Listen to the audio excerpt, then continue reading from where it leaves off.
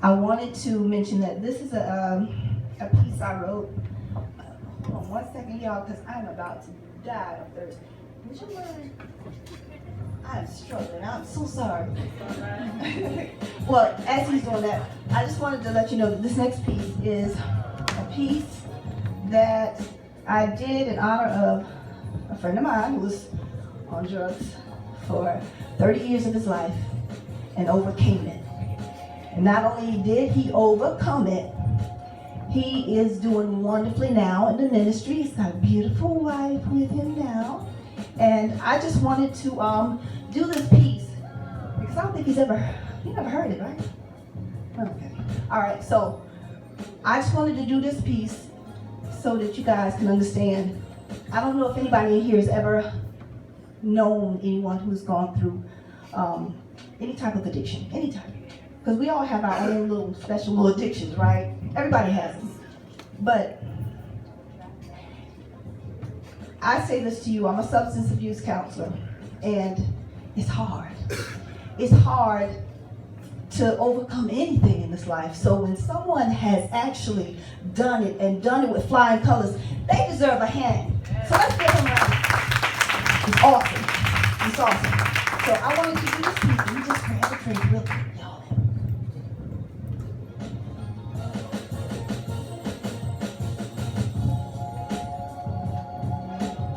Okay.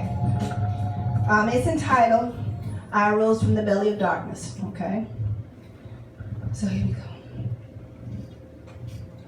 I arose from the belly of darkness, trembling to the falling timbers of those lost foot soldiers, permanently etched into cold concrete walls, grimy, filthy halls, sacrificially leading the way straight to Hell's Kitchen, adorned in Bloods and Crips, shouting graffiti gang ciphers, pledging life's death to the brotherhood, because motherhood had somehow failed the system.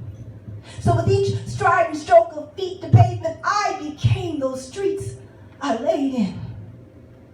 You see, hell hath no fury like an addict born, carefully stepping over man-made landmines, dormant souls lying just beneath the surface of existence, often erupting into flashing lights and sirens, madness dressed in unforeseen violence, till one day a white flag is thrown upon the plain, signifying the end of one's days.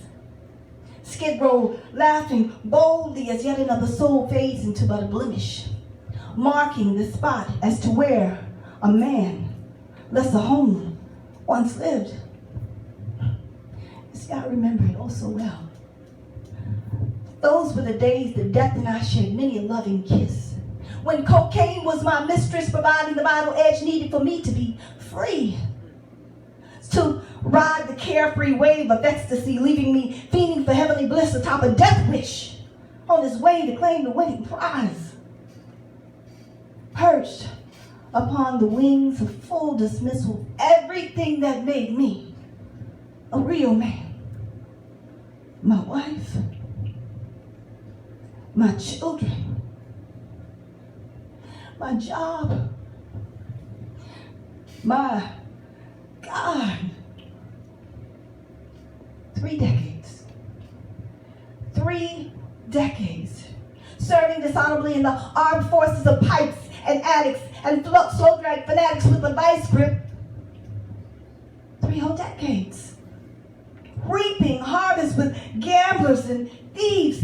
Fearless I stood amidst the barbed reflections of me, upon the dismantled throne of my own making. 3 whole decades. But let me tell you something about the God I serve.